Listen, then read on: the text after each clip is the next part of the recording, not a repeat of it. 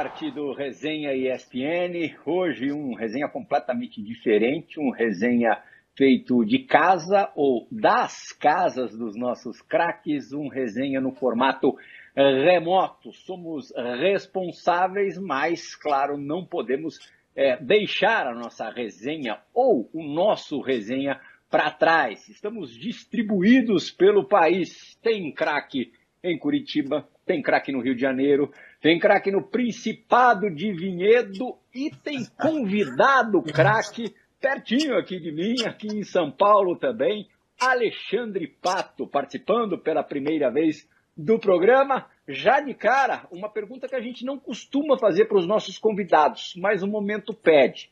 Já treinou hoje na sua casa, Alexandre Pato? Boa noite. Boa noite, Pirral. Boa noite, Fábio. Boa noite, Alex. Boa noite, Djalma. Acabei de treinar já fiz o meu trabalhinho, mesmo em casa, mas eu estou tentando fazer o máximo possível para não perder a forma física, mas vamos se acostumando com aquilo que a gente tem, pelo período que a gente tem, mas vamos, que tem só coisas boas para vir no futuro aí. Sem dúvida alguma, temos certeza disso. E é engraçado, né? Porque dos nossos craques, dos nossos jogadores, somente o que vive no Rio de Janeiro que mora num apartamento hoje em dia. Os outros dois, eu estou falando do Djalminha, né? Os outros dois, Alex e Fábio Luciano, moram em casas espaçosas. A do Fábio Luciano parece a Disney, mas hoje ele está na biblioteca ou no escritório dessa casa. Me localiza melhor, Fabião. Fala, Plirra, boa noite. É um prazer, né, estar em contato com vocês novamente. Saudade de todos, Alex, Djalma, recebendo o Pato no programa. Muita saudade de você. Cara, eu fiz um cantinho, né, meu? A gente preparou um cantinho especial aqui pro Resenha. E eu fiz questão, eu vou pedir um pouquinho de tempo, eu fiz questão, cara, que eu consigo lembrar de todos vocês que tem um espaço no meu coração. Então eu deixei uma bolinha de tênis, porque eu canso de bater no Plihal. Eu deixei uma bola de futebol, porque eu canso de bater no Djalma. E eu deixei alguns livros aqui que eu nunca li. Mas eu tenho certeza que o Alex conhece alguns, então, assim, são todos representados aqui em casa. E a gente fica triste pela situação, é lógico, né, Plirra, do que está acontecendo no mundo todo, não só no nosso país, mas no mundo todo. É necessário a gente trabalhar dessa forma nesse momento, torcendo para que as coisas melhorem, como o Pato falou, né? A gente torce para que a gente tenha um futuro digno, o futuro que a gente espera para os nossos filhos, que a gente tenha uma vida até melhor do que a gente estava vivendo, que a gente está aprendendo muito também sobre relação de seres humanos, né? Principalmente família. Mas é um momento complicado, mas a gente tem esse espaço, né? Esse tempinho aqui para falar de futebol e reencontrar os amigos. Você viu, né, Djalma? O Fábio se antecipou, ele já disse que não leu nenhum desses livros. Né? Mas é como ele falou, a gente vai aprendendo, né? Das dificuldades, a gente vai aprendendo outras coisas. Quem diria que eu ia estar falando com 4 pessoas assim na tela? Nunca imaginei aprender isso. A gente tem que aprender, né? Nesses momentos que a gente não pode sair de casa. Você está preso mesmo dentro de casa, trancafiado, Djalma? Como você falou, Plirra, num apartamento é mais complicado. Em casa você vai no jardim, dá uma volta. Então, assim, de vez em quando a praia está muito vazia, a gente dá uma caminhada ali na praia, mas a maioria do tempo em casa realmente. E o moleque? O moleque tem 2 anos e pouquinho, deve estar subindo nas paredes.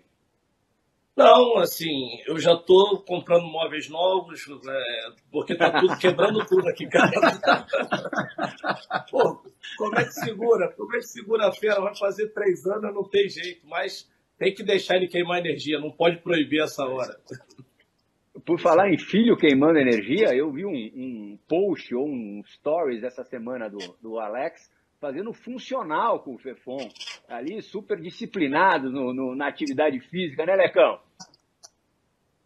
André, é um prazer estar, mesmo de longe, falando com vocês. Um abraço ao Djalma, um abraço ao Fábio, um abraço ao Pato. Prazer, mesmo que nessa situação, estar recebendo vocês no programa. É como o Fábio falou e como você falou no início, né? A gente é privilegiado por morar num lugar onde tem espaço, onde ofereça esse conforto, essa condição. É o que eu faço mais para cuidar da saúde, né? Ele apareceu ali, como filho do Djalma, também está sentindo falta de ir para a escola, também está sentindo falta de jogar a bola dele com os amigos, então é um jeito que você tem que ser criativo, tem que ser inventivo para que o tempo passe, para que o tédio não chegue, para que não haja aqueles arranca-rabos que a gente sabe que às vezes acontece devido a você estar preso num local, mesmo que aqui tem espaço, e cuidar da condição física. Quem tiver essa oportunidade tem que fazê-lo, porque a gente sabe que é uma necessidade diária, né? Cada um dentro das suas oportunidades tem que tentar fazer. Pro Pato, mais do que uma necessidade, é uma obrigação Ele profissional. Deve, né? Ele deve fazer. Como é que você está dividindo aí os treinos? Você tem feito alguma coisa com bola? A tua casa propicia esse tipo de trabalho? Então, Pirral, nós tínhamos uma academia aqui dentro do condomínio, só que como tirando tudo, aqui para a saúde, fecharam a academia. Então eu estou me acostumando com aquilo que eu tenho. Eu tenho alguns aparelhos sim, mas outro dia eu não tinha uns cones. Então, como está tendo uma obra aqui em casa, eu peguei os baldes do pessoal que está trabalhando e fiz como fosse um cone. Eu comecei a desviar, aí estou usando para pintar e estou saltando de um lado para outro. Pode ser, por exemplo, 1 metro mais ou menos. E estou aproveitando o espaço que eu tenho, que eu não posso parar, né? E graças a Deus, como o Alex comentou, né? A gente tem a oportunidade de morar nos lugares assim que tem esse espaço. Então eu tenho um espaço aqui fora de casa que eu posso correr, às vezes eu posso caminhar, eu posso fazer um trabalho até mesmo fora de ficar só dentro de casa, mas é isso, eu não posso parar, porque a gente não sabe o que vai acontecer. Se vai voltar e vai ter uma pré-temporada, se não vai voltar com pré-temporada, ou se vai ter que voltar logo começando já a jogar. Então eu não posso parar, eu tenho que aproveitar ao máximo, tentar fechar minha boca ao máximo. Já tomei uma ligação do meu nutrólogo, né, que ele falou, que é o Howen, ele falou, cuida, fecha a boca, tenta se manter o máximo possível para que você possa voltar bem fisicamente e não perca muito aquilo que a gente conquistou, né. Agora, o clube passa alguma coisa, Pato, para você? O clube passa algum treinamento para você, alguma coisa mínima, o clube ou não? Eles deixaram vocês mais à vontade nesse momento? Então, Fábio, eles passam todos os dias. Tem o Pedro, que é o preparador lá, ele tem junto com o Vagnão, ele passa alguns tipos de treinamento, mas eu tento fazer sempre 2 períodos diariamente, né? Às vezes eu tento fazer um funcional pela manhã, à tarde eu tento fazer talvez um trabalho aeróbico, ou às vezes eu intercalo, talvez eu faço aeróbico pela manhã e o funcional à tarde. Então eu não deixo talvez de treinar, eu tento sempre manter minha rotina, mas às vezes eu tento descansar também, eu tento aproveitar, dormir um pouquinho mais tarde, a gente tem que aproveitar esse período, porque antes a gente estava acordando mais cedo para treinar tudo, mas é isso, eu não estou tentando.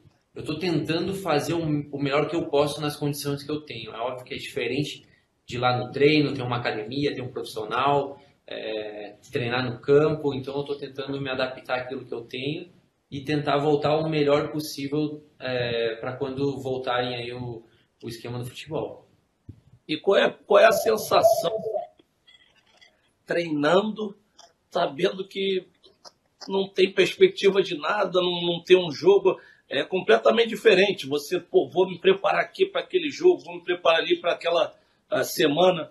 Assim, e sem os companheiros, que isso é o principal, né? Você treinar sozinho já é terrível. Qual é a sensação que dá nesse momento, treinando aí sozinho, fala, para que eu estou fazendo isso? Porque até agora não tem uma previsão de nada, né? Então, Djalma, isso é um obstáculo que a gente tem que passar, né? Porque é difícil, sim. Você vai na academia, você não sabe se... ok, eu vou correr aqui, fazer uns 10 tiros na esteira, mas para qual objetivo? Sabe? Daqui 10, 20, 30, 40 meses, você não entende. Então, eu faço por mim mesmo, porque eu sei que eu vou precisar lá na frente.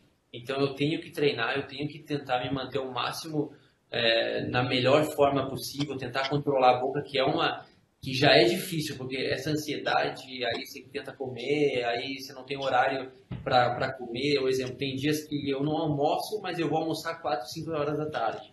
Aí à noite eu não como. Então, Ô, eu Pato, tento... e aquela condição contratual que todo mundo está falando de redução salarial, em que pé que está isso? Os clubes estão procurando... Os clubes não, São Paulo procurou vocês estão negociando, como é que está essa situação? Então, Alex, até para responder ali, acabando a pergunta do Djalma, que assim, a gente está fazendo o máximo possível para manter, né? Eu tenho conversado com outros atletas também para ver que para todo mundo, né, manter um foco, né? Porque a gente conquistou uma coisa que foi muito bonita até agora, que é todo mundo querendo jogar juntos, todo mundo tentando se cuidar o máximo possível. Temos aí 8, 9, 10 jogadores indo também no mesmo nutrólogo, todo mundo se dedicando, juntando também a parte com o Luiz, que é o nosso fisiologista, conversando junto, tendo essa conversa de grupo para a gente manter o nosso foco e até mesmo com o futebol que a gente estava fazendo, todo mundo correndo junto, todo mundo tentando fazer o melhor. Então eu vejo que cada um fazendo o seu nesse momento difícil, mas não contar com o dia que vai voltar, mas sim para você manter a sua parte física melhor possível. E a sua, Alex, conversando, então, eu acho que esse é um momento muito... ninguém esperava, né, que ia parar o futebol, que ia chegar um vírus, porque aconteceu tudo tão de repente, né? Então, já estava acontecendo na China, foi para a Europa e aconteceu no futebol brasileiro. Então, nós temos que entender o contexto daquilo que está acontecendo hoje, que não é só no futebol que está acontecendo, talvez, cortes de salários, mas também em outros tipos de trabalhos. Então, nós temos que prezar também pelo bem-estar de todos e entender também o clube. Mas o clube também entender a parte do jogador. Eu vejo que se todo mundo chegar a um tipo de ideia claro para todos, eu acho que todo mundo vai andar pelo mesmo caminho, tem para tudo dar certo e todo mundo andar de mão abraçada, todo mundo andar abraçado, de mãos dadas, para fazer o melhor possível não só para o clube, mas também para o futebol, para as pessoas que precisam daquele trabalho, também funcionários que estão lá há tempos. Então eu vejo que se todo mundo está no mesmo percurso aí, eu tenho certeza que todos vão achar uma melhor maneira para conversar. Eu acho que não é só no São Paulo, mas acho Bom que vai senso, acontecer. né? Eu acho que não é só no É São Paulo isso. que está acontecendo isso, mas tem que ter o bom senso, sim, de todos os jogadores, mas também o bom senso também dos clubes entenderem também que tem atletas que talvez ganham algum tipo de salário, mas tem alguns outros atletas que não ganham também aquele tipo de números que alguns ganham. Então, acho que tem que ter um bom senso entre todos, o atleta entender a condição do clube, entender a condição que está acontecendo no mundo hoje, que não é só no Brasil, mas é um mundo inteiro, mas também o clube entender alguns tipos de jogadores. Eu acho que tem tudo para dar certo, todos os jogadores e o clube andar aí de mão juntas e dar tudo certo e fazer o melhor possível. Pato, nesses tempos de confinamento dá para a gente ler um pouco mais do que o normal, né? Por exemplo, o Fábio Luciano tranquilamente pode ler essa estante inteira. Eu tô lendo esse livro aqui, ó. Só deixa eu falar, é uma brincadeira que eu fiz, viu? Isso é uma brincadeira, viu? Porque todos esses livros aqui, ó, eu realmente não li, cara. Carlo Ancelotti, criança tranquila, foi seu treinador no Milan. Aliás, o Ancelotti, hoje treinador do Everton na Inglaterra, falando nesse assunto agora levantado pelo Alex, disse mesmo que o futebol europeu vai passar por uma transformação, por um choque, vai entrar numa nova realidade econômica, aqueles números astronômicos vão ser um pouco mais raros do que a gente está acostumado a ouvir. Aproveitar que a gente está falando do Ancelotti, queria saber um pouquinho da influência dele na tua carreira, se foi o treinador que mais te influenciou, o cara que acho que teve um peso muito grande na tua ida pro Milan, depois tentou te levar para o Paris Saint-Germain. Fala um pouquinho do Ancelotti, pá.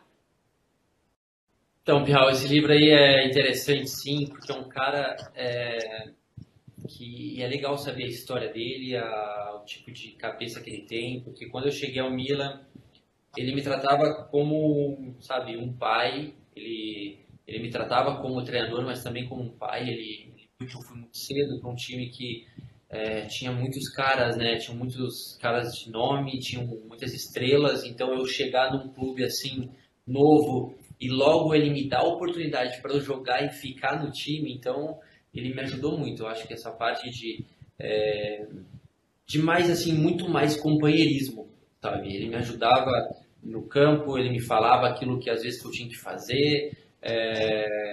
Ele foi um cara que, sabe, quando você chega no futebol e tem muita gente que tem um vídeo que você fala, né? O cara te abraça. Eu cheguei no Milan, ele me abraçou. Ele foi até o Canadá ver os meus jogos. Ele chegou a estar perto lá quando eu estava com a seleção brasileira. Ele estava no Canadá assistindo meus jogos. Depois de lá que ele decidiu, não, eu vou levar o Alexandre para lá. Então foi aí que a gente começou e ali que ele me ajudou muito, né? Ele me colocou. Eu lembro até hoje que na hora do almoço, estava todo mundo na hora do almoço, ele pediu para todos os jogadores se levantarem e dar com a mão para mim, ó, esse é o Pato, esse é o jogador que está chegando agora. E é legal que o tipo de forma que os jogadores me receberam, aquela imagem, né, de todos se levantando, me abraçando, desejando boa-vinda, mostrava o poder e a força e o carinho que todos tinham com ele. Então ele me ajudou muito no começo na história do Milan. Foi aí que aquele Milan, né, que ganhou muito, daquele momento eu percebi, todos estão com ele. E ele tem o carinho e a força de pedir, talvez, Pirlo, corre mais, ou Maldini, corre mais. Então, ele mostrou muito isso para mim. Ele me ajudou na minha chegada. Quando ele foi para o Paris Saint-Germain, o primeiro nome que ele citou, até com o Léo, foi o meu nome. Ele falou assim, ó, a gente vai fazer um projeto aqui no Paris Saint-Germain, você é o nosso primeiro cara que a gente quer levar. Só que quando eu estava no Milan, eles mandaram uma proposta. Naquela época, o meu empresário, que era o Gilmar, ele foi para lá, a gente sentou. Eu falei assim, olha, a decisão não é minha, eu tô bem aqui. Se o clube vê que a minha situação de eu ir para lá é bom para todo mundo, então eu não tenho por que não ir.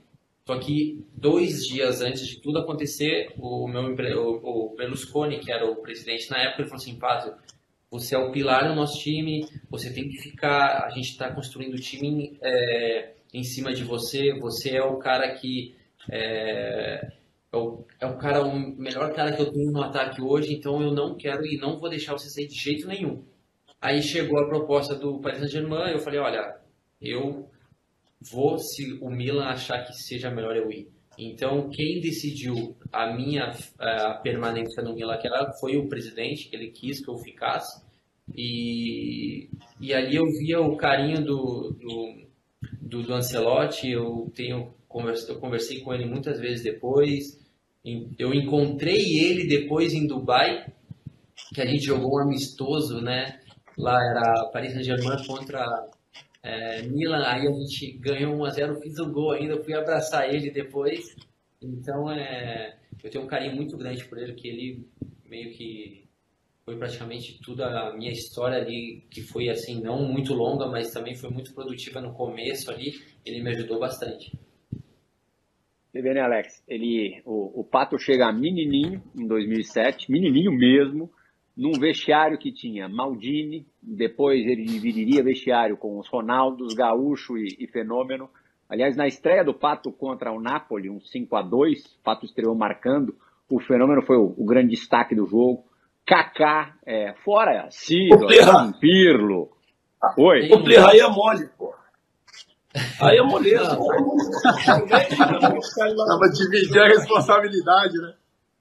Não, ninguém jogou não conhece ninguém jogou em lugar nenhum. Na China que era o problema, João. Vai sentir em casa, os caras tudo fera, porra. Tem um lance no jogo que o Ronaldo, ele me dá uma assistência assim que eu não imaginava, cara. Ele tava olhando a bola pra lá, eu falei, cara, foi todo o time pra lá, eu não esperava.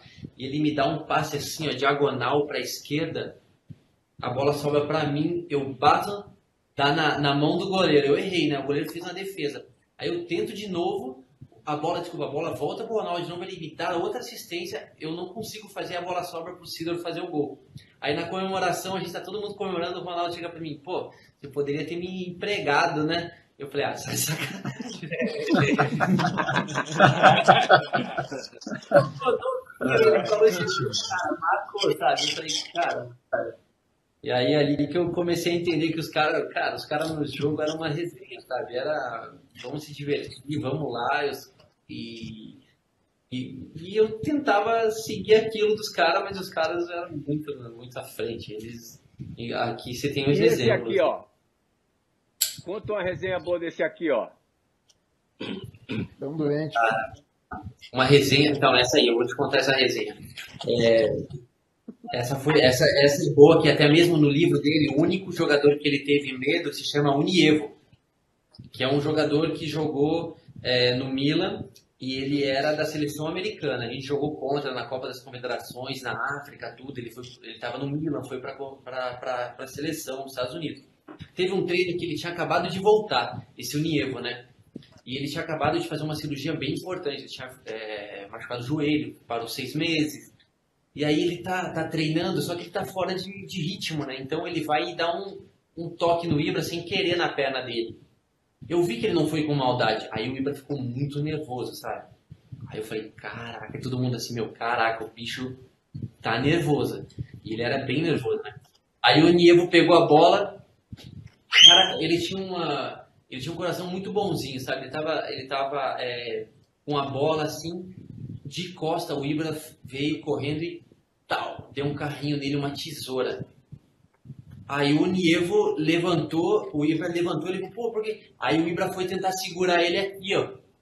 Porque aí a gente falou, vai começar a briga, velho. Aí na hora que ele segurou aqui, o Unievo pegou ele, derrubou, abraçou o Ibra aqui, ó. Eu falei, vai destruir o Ibra. E ele tinha um coração muito bom, sabe? Aí ele não era nervoso, ele fez assim, segurou, ele já estava armado. Já estava aqui, o Ibra estava aqui, a cabeça do Ibra estava aqui, ele já estava armado, estava tudo certo. Aí ele respirou, levantou e começou a sair caminhando, chorando assim, ó. Aí eu falei, era assim, eram 2 caras gigantes brigando. Só que ele tomou um, sabe? Depois dali ele fala até hoje que o único medo que ele teve no futebol foi essa, mas não saiu um câmera porque não tinha ninguém filmando. Mas naquela época o Ibra, se ele fosse um pouco mais nervoso, eu acho que ali tinha rolado uma briga bem feia. Essa foi uma história. Você vê, né, Fabião? O Nievo tem o coração que você não tinha em campo, né? O Nievo também, o Ibrahimovic é taekwondo, né? Ele fez taekwondo. Faixa preta. Sim, mas aí pegou o cara do jiu-jitsu e tomou uma chave. Aí que é o problema. Entendeu? As artes marciais se encontraram e me tomaram Saiu do controle dele.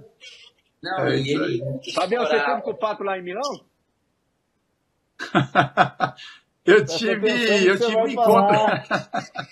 Eu tive um encontro lá com ele. Você vai falar. Cara. A história é uma história engraçada um pouco. Não, mas pode contar. Minha mulher tá aqui e ela não sabia como é que eu era. Pode contar. Mas assim, eu acho que é legal fazer o filme dele. Com a mulher dele, você viu? Não, mas eu acho que essa história é legal. Tá trancado com a mulher, ela tá com medo. O pior é que não pode nem correr pra rua.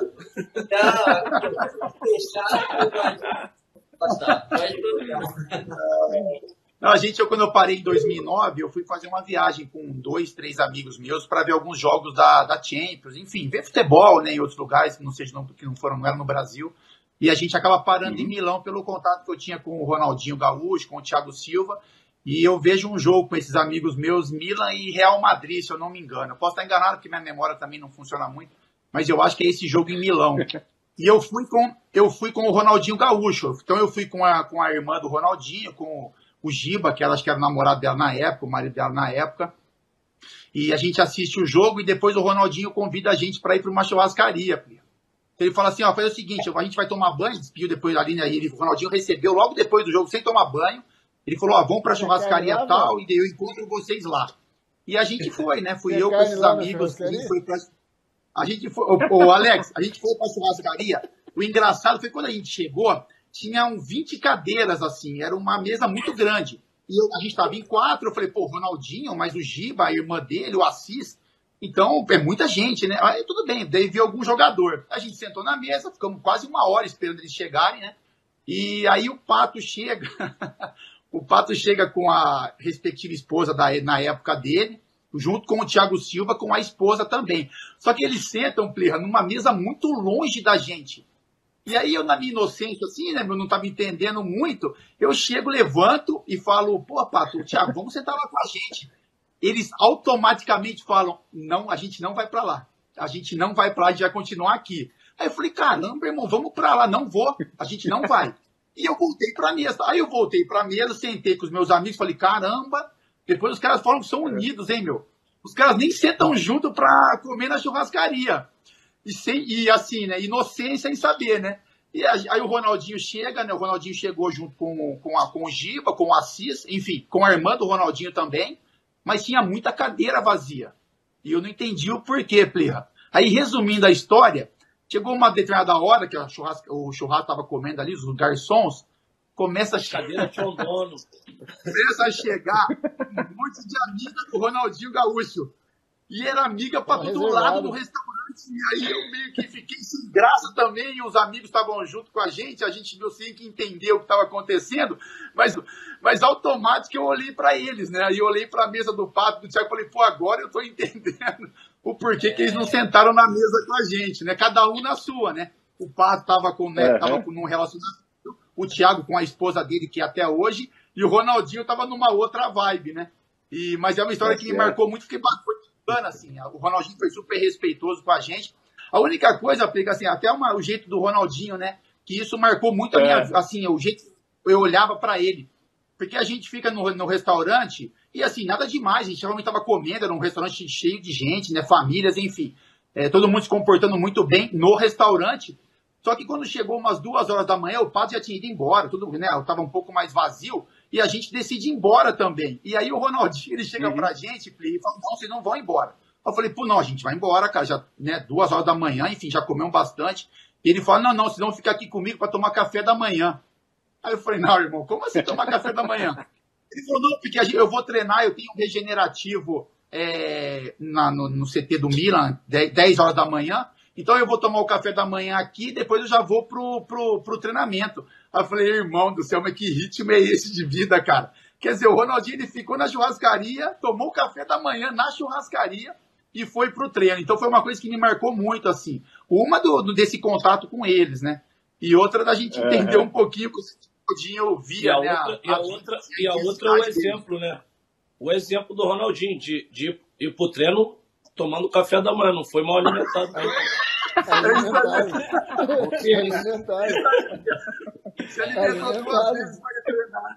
O Ronaldinho, cara, o Ronaldinho ele era incrível, porque assim, a vida privada dele, acho que ninguém, não é que todo mundo sabe, mas no treinamento, cara, era incrível, porque ele chegava, primeiro que ele já chegava com a roupa pronta do treino, né?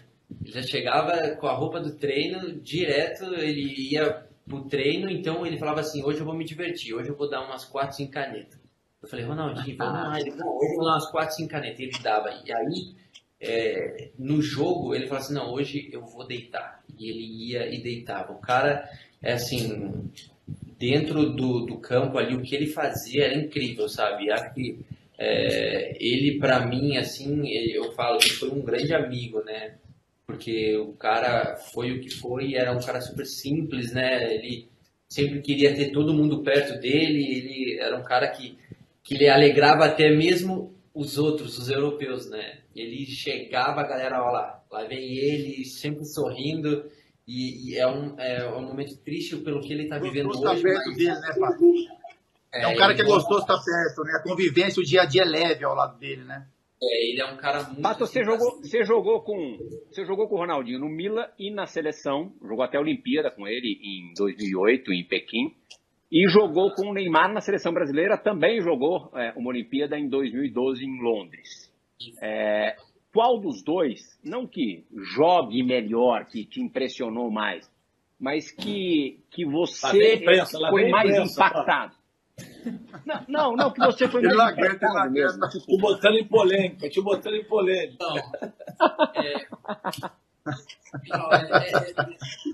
Eu olhando igual assim, você está vendo os exemplos aqui, né? Você tem uma época hoje é muito diferente da época passada, né? Então, hoje o futebol é muito mais rápido, muita velocidade, ninguém para numa posição. Um exemplo, hoje você não tem um cara só numa posição, talvez 40 minutos. Não tem. Hoje todo mundo se mexe, todo mundo volta, todo mundo... Então, antes tinha aquela sua posição, tinha a elegância, né, de jogar. Hoje não, hoje é tudo muito rápido. Pro futebol hoje, é óbvio que o Neymar assim, ele tá muito na frente, né? Ele tem a velocidade, ele cria, ele dribla, ele joga pra frente, ele faz a finta. Mas naquela época, o Ronaldinho, cara, ele era incrível, cara. Ele, assim, o que eu vi nele no Milan, né, na seleção, que eu tive o prazer de jogar com ele também, mas ele era incrível. O que ele fazia com a bola ali, eu vejo que aquilo que ele fazia, talvez o Neymar, hoje ele não sei se ele consegue fazer, porque como mudou muito, o Neymar, talvez um drible que o Ronaldinho dava naquela época, uma brincadeira, uma coisa, seria muito mais assim, diferente de hoje, porque hoje é muito mais rápido. O Neymar hoje ele pega a bola, hoje tem 3 caras. Naquela época o Ronaldinho pegava e todo mundo respeitava ele, era difícil alguém em cima dele, né? Então eu vejo que são tempos diferentes, mas os dois são incríveis. Acho que os dois aí no futebol alegre, né, no joga bonito daquela época, né? Eu vejo que os dois estão andando aí juntos, mas em termos assim de inspiração mesmo, eu vejo que o Ronaldinho para mim foi um cara muito bacana assim, na parte do campo assim, o cara ele era fenômeno, era um cara assim que... E olha o nosso privilégio, Fabião, a gente tem aqui o cara que mais inspirou o Ronaldinho, isso declarado pelo próprio Ronaldinho no resenha. O Ronaldinho falou que o Djalminha foi o maior farol que ele teve. E o cara com quem o Ronaldinho, segundo o próprio também, mais bem dialogou em campo, que foi o Alex, também dito no mesmo programa. Olha o nosso privilégio, Fabião. Não, mas o Ronaldinho, assim, ele não mentiu em momento nenhum, né? Porque realmente essa geração que o Ronaldinho cresceu vendo o Djalma jogar, né? E o Djalma era um cara que, assim como o Ronaldo, encantava a todos, tirava da cartola jogadas que ninguém esperava. A gente tem o prazer de estar junto com ele no dia a dia, e aí surge um interesse nosso também. Às vezes o Djalma nem sabe, mas interesse de buscar uma jogada do Djalma na internet agora, então a gente digita Djalminha na Espanha, enfim. E a gente vê coisas incríveis também que ele fazia com a bola. Então a inspiração para o Ronaldo mesmo é muito parecido o jeito que o Ronaldinho jogava com o que o Djalma fazia. E com relação ao Alex é isso, né, cara? O Alex ele não é falar porque é amigo, porque é parceiro, não. Mas o Alex também, na minha opinião, é um dos caras mais inteligentes que eu joguei. O cara que antevê o jogo, que é fácil fazer, entende o companheiro. Então o Alex sabe se o companheiro gosta de uma bola dominada e passada, se ele gosta de fazer uma tabela de primeira, se o cara quer jogar em velocidade ou não. Então, assim, isso que o Pato falou é uma verdade. O futebol de hoje ele está muito mais intenso, só que poucas pessoas conseguem parar. Sabe aquele segundo que você para, que você faz o jogo ficar em câmera lenta para escolher a melhor jogada? E a gente tinha isso, né? O Djalma fazia isso, o Alex fazia isso muito bem, mesmo num jogo de muito intenso daquela época, da nossa época, mas era um cara que pisava um pouco, né? Colocava o jogo um pouco naquele pausa e olhava e antevia o que ia acontecer. E hoje a gente já não consegue ver muito isso. A gente vê muita intensidade, muito volume de jogo, mas essas peças, né? Esses caras geniais, eles acabam, né, ficando num percentual menor aí de jogo. A gente acaba observando menos essas Diga, João. Sim. Já que a gente está tocando nesse assunto do Ronaldinho, eu queria aproveitar e fazer uma pergunta para o Pato nesse sentido. Que o Ronaldo, assim, todas as pessoas, né, falam, o Ronaldo era o melhor do mundo disparado, podia ter sido 5, 6. E às vezes o cara não tem esse objetivo de ser 5, 6 vezes o melhor do mundo, ele está realizado. Profissionalmente, as pessoas às vezes começam a encher o saco. Tinha que se fazer isso, tinha que ser mais. E pro Pato eu queria perguntar justamente se ele se sente realmente realizado profissionalmente, ou ele acha que profissionalmente ele ainda tem muito a conquistar na carreira dele e a buscar, porque assim, a gente sempre sabe do potencial do Pato. Se a gente for falar aqui das gerações que a gente viveu, de todos os centroavantes feras que o Brasil teve, o Pato era o sucessor desses todos, dos feras, né? Depois de Romário, Careca, Romário, Ronaldo, Adriano, o Pato seria o sucessor pelo talento que tem. E dentro da seleção ele não conseguiu essa história ainda. Se você já está realizado, você ainda pensa em buscar tudo isso na sua carreira. Então, Djalma, eu tive exemplos, né? Eu tive muito perto do Fábio também, eu via muitos jogos do Alex, eu acompanhei, até mesmo o Ronaldinho comentava muito sobre você. Então, eu fui muito cedo, né? Eu, com 16, eu já estava... Eu subi pro profissional, eu joguei contra o Palmeiras, fiz gol e logo em seguida eu fui pro Mundial, a gente foi campeão e logo em seguida, naquela época, o meu empresário chegou para mim, isso aqui é o time que você tem para você escolher.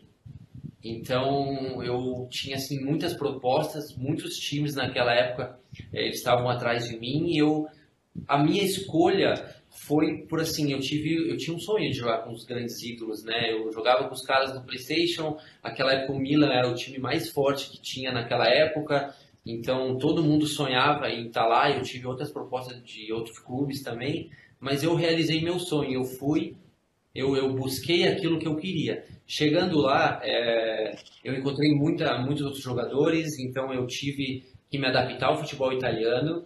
Mas o que aconteceu? Meu primeiro ano, segundo ano, eu fui muito bem. Eu ganhei prêmio, fui o melhor jogador abaixo de 21 anos. Eu tive alguns jogos que eu fui muito bem. Nós conseguimos entrar na história, né? Que não tinha um time italiano que ganhava de um time espanhol dentro do Real Madrid, lá no estádio Santiago Bernabéu. Nós ganhamos de 3-2, eu fiz 2 gols. Então eu tive alguns lances que ficaram marcados na minha história, mas aconteceu algumas coisas que começou o período de lesão. E a minha primeira lesão, isso me dificultou muito. Eu tratava, só que aí, hoje, a diferença de hoje para aquela época, pela cabeça que eu tenho hoje, que é normal, você chega com 18, 19, 20, você vai amadurecendo, você vai entendendo, mas eu não era, sabe, quando eu cheguei muito rápido lá em cima, mas a escada por escada, ela não estava fixa muito bem. Então eu cheguei muito rápido, eu não passei pelo percurso de crescer, de amadurecer, não, eu fui logo ao nível muito alto. Então, quando eu cheguei lá, quando eu comecei... Sem ter tido problema, né, nesse percurso, foi sempre tudo uma maravilha.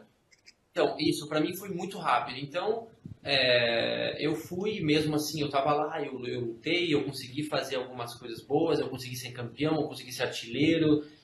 Quando que começou o tipo de lesão, eu tentei, eu me machuquei a primeira vez, aí eu voltei, aí foi lesão. O que acontece? A diferença de hoje para aquela época, se eu tivesse uma estrutura, sabe, atrás, um exemplo, hoje você vê um jogador quando ele sai para a Europa ou para qualquer outro lugar, ele tem uma estrutura, ele tem um fisioterapeuta, ele tem um preparador, ele leva toda a estrutura, ele já está preparado.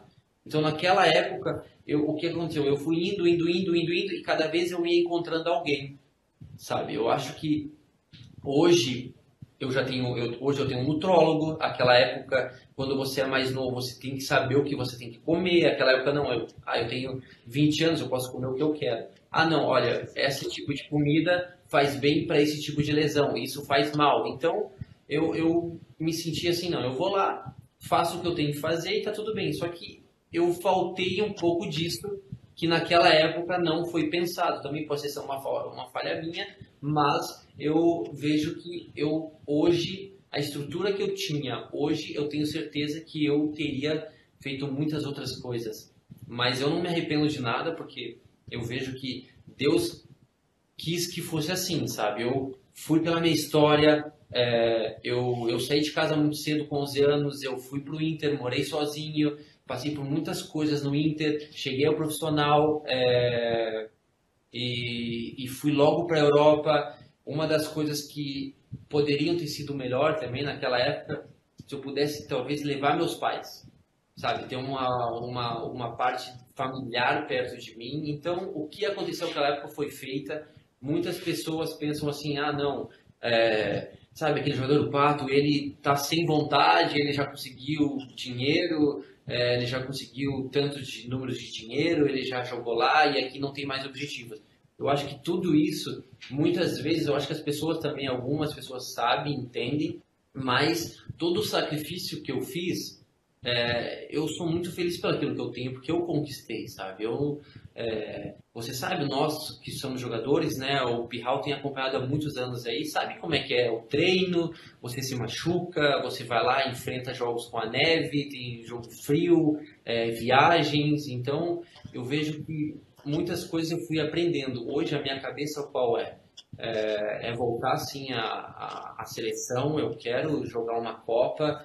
Eu acho que tem muitas coisas que aconteceram naquela época que faltou para que eu não pudesse ir para uma Copa do Mundo, mas o meu objetivo hoje é ganhar com o São Paulo. Eu quero fazer gols, eu quero cada vez mais fazer gols. Eu tenho um objetivo de ser campeão pelo São Paulo, entrar na história do São Paulo, mas ao mesmo tempo eu tenho sim o objetivo de chegar à seleção, mas isso não é o meu foco agora. Eu tenho que focar no São Paulo, é isso que eu estou fazendo. Eu entendi muito quando eu fui para a China, sabe, Djalma? Quando eu tive a oportunidade para ir para a China, eu não pensei duas vezes.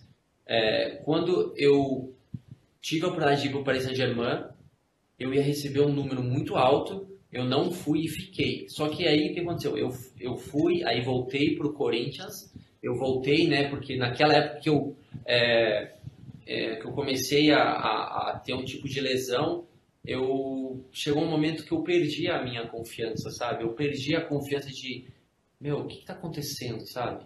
E naquela época eu tenho um amigo que todo mundo acha que conhece, que é o Bruno Mazziotti, né? Que era a referência ali, né? Então eu voltei ao Brasil muito mais por ele, sabe? E eu vi que ele estava no Corinthians. Então eu voltei, eu falei, Corinthians, eu quero voltar, você está me abrindo as portas, eu vou fazer o meu melhor pelo clube. Então, eu voltei, em um mês ele me colocou ao normal, uma coisa que lá a gente não estava encontrando, que era uma coisa que, sabe, você vai num, vai no outro, um te fala uma coisa, um te fala outra, e ali foi uma questão assim, ó, seu músculo, a parte da frente está mais forte que a parte de trás, então vamos equilibrar. Teve o equilíbrio, a minha cabeça mudou totalmente, e foi aquele ano que eu comecei a jogar,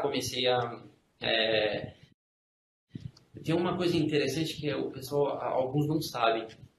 Teve um jogo que eu estava jogando pelo Corinthians que depois de eu fazer tudo aquilo que eu passei, né, aquele período difícil que eu passei, eu estava no jogo e aí deu uns 20 minutos eu senti uma dor na perna. Aí eu falei, caraca, não vai acontecer tudo de novo, né? Eu vim pra cá pra tentar, sabe, me reerguer e lutar e jogar. E aí eu olho pro Bruno e falo, eu acho que abriu minha perna. Porque eram as mesmas dores que eu sentia lá. Eu falei, cara, eu acho que tem alguma coisa errada. Aí eu olho pro Bruno e falo, Bruno, pode me trocar. Ele falou assim, não, continua. Aí passou 2 minutos, eu fiz o gol. Aí eu falei assim, caraca, calma aí. Agora é o momento. Aí o Bruno falou assim, não, agora você fez o gol, esse é o momento de você sair. Aí eu saí, fiquei chorando no banco, né? Eu falei, o que aconteceu? Aí fomos pro vestiário. Ele falou assim, vamos trotando? Eu falei, vamos. Aí fomos trotando até o vestiário. Chegou no vestiário e falou assim, ó, deita aí, eu vou fazer um teste com você na sua perna. Segura, fica deitado, eu vou te segurar. Ele segurou e falou assim, Pato, você não tem nada. Isso, fica tranquilo que não vai ser nada. Eu fiquei 3, 4 dias ali fazendo reforço. No domingo eu já joguei e vi que faltava aquela confiança, sabe? De falar assim, vai, persiste, sabe? Vai que não é nada. Porque é o que acontecia lá no Milan. Eu senti uma dor, fazia o exame. É normal que quando você faz um exame de qualquer tipo de jogo, depois de jogo, ou qualquer treino, sempre vai ter alguma coisinha. Que talvez seja um esforço, vai sair algum tipo de líquido. Então, ali naquele período, o que acontecia? O receio que eles tinham, eles já falaram assim, não, fica lá um mês parado. Isso me prejudicou muito, né? Então, aí aconteceu aquele episódio que eu vejo que a minha ida para o Corinthians, eu já tinha acabado de chegar num grupo já feito, né? Eu tinha acabado de chegar num grupo que eles tinham acabado de ser campeão da Libertadores, tinha acabado de ser campeão mundial, e eu cheguei e vejo que, assim, eu cheguei tudo assim, na boa fé, sabe? Eu vou lá, vou me esforçar, e acho que não fui muito bem visto por alguns do grupo, que tinham muita força naquela época. Então, eu sempre fui muito, assim, eu sempre trabalhei muito, eu sempre fui muito dedicado, e até então eu sempre fui indo. Só que era aquele momento assim, no primeiro deslize que ele der, a gente vai tentar tirar ele. E foi o que aconteceu. No jogo contra o Grêmio, eu bati um pênalti que eu não deveria ter batido, mas naquele momento foi para ter batido. Djalma, que até mesmo o Alex sabe como é que é ali à frente, até mesmo o Fábio pode pensar. Tem momentos. Não, o Fábio não sabe, não. Eu não sei nem daquele jeito, nem dos outros. Saiu do Djalma e com o Alex. Mas pode acontecer. Então, aí foi um momento que eu achava que era... Eu falei, eu trabalhei com o Dida lá no Milan, eu sei que ele pula muito rápido, ele pula e ele chega no canto muito rápido, ele é grande, mas ele chega muito rápido. Eu falei, pô, bater ali no meio, aquilo que eu esqueci, só que eu vinha errar e aconteceu tudo aquilo, só que naquele momento, tudo aquilo que aconteceu desde a minha chegada foi o momento exato para que acontecesse tudo aquilo. Eu sei. Mas sabe qual foi o teu azar, pá? Sabe qual foi o teu azar? É que tu pegou o Dida quando ele era rápido pra caramba, e agora ele já não tava tanto, aí ele ficou.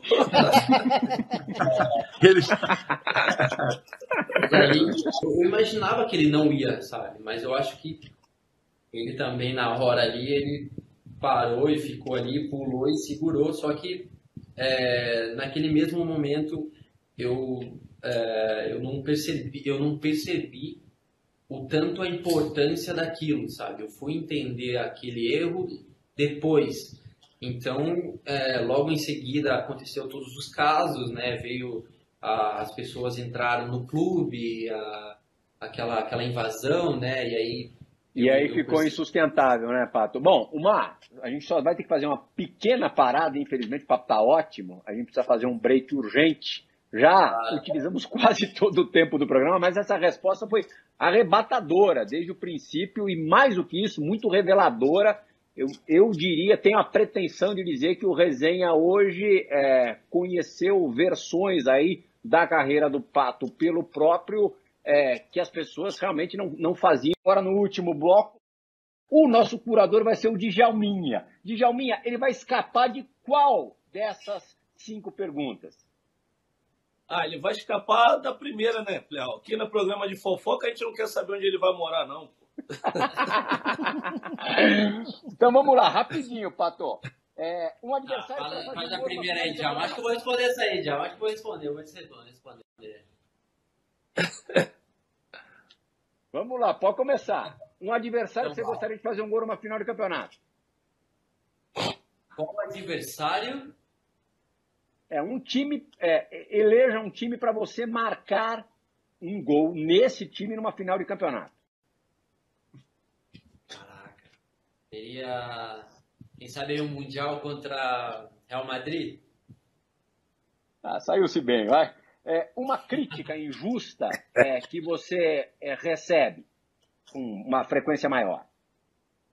Eu acho que a crítica é que as pessoas elas não sabem aquilo tudo que eu passei, aquilo que eu ganhei, aquilo que eu tenho, mas a crítica é que parece que tudo foi fácil porque eu sou assim, talvez eu tenha ganhado um tipo de dinheiro, mas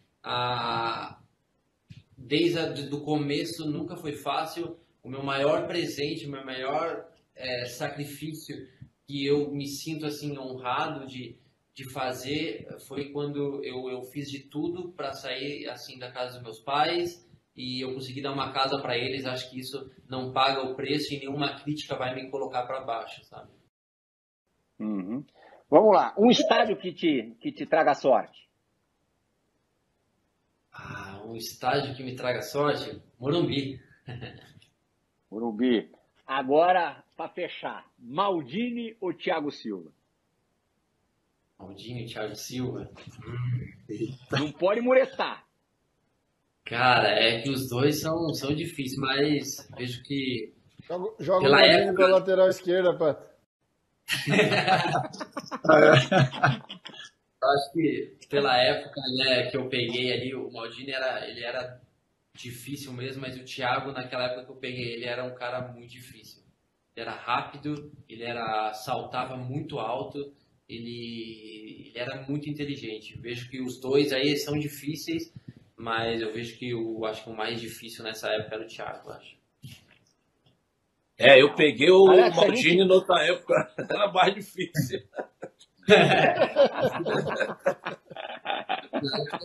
Pegou o Maldini na idade do Thiago. Muito difícil. Lecão, para fechar, a gente tem um minutinho. Vamos dar uma estouradinha, 2, mas não pode passar disso. O que você gostaria de dizer para o Pato?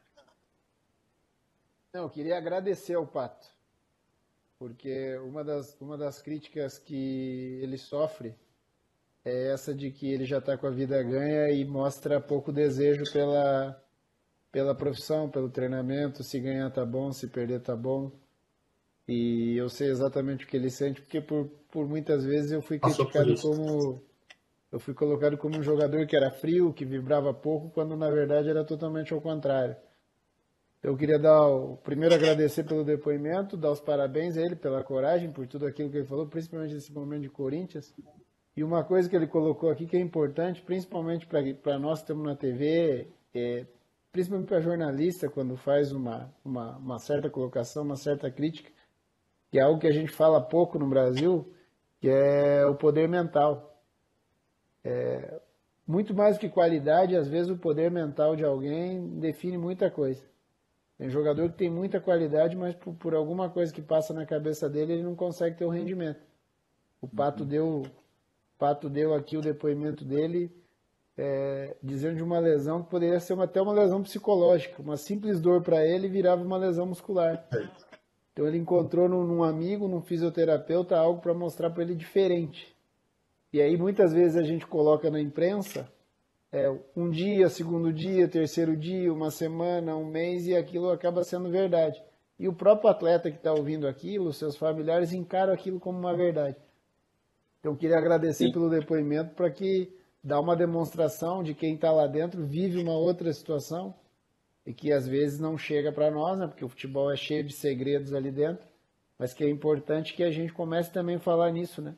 Na situação mental. Nós todos agradecemos demais a participação. Nós todos agradecemos demais a participação do Pato, que foi elevado à condição somente do substituto do Ronaldo Fenômeno, uma coisa à toa, qualquer um lida bem com isso. Não foi ele que pediu que fizessem essa comparação ou que o colocassem como substituto do Ronaldo.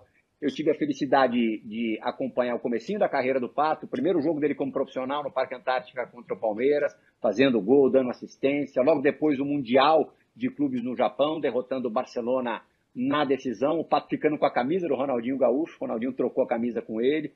E confesso a vocês que torço demais pro Pato seguir nessa carreira bacana que ele tem. Começou o ano de 2020 super bem. Fez 6 gols, né? 4 foram validados, 2 indevidamente invalidados.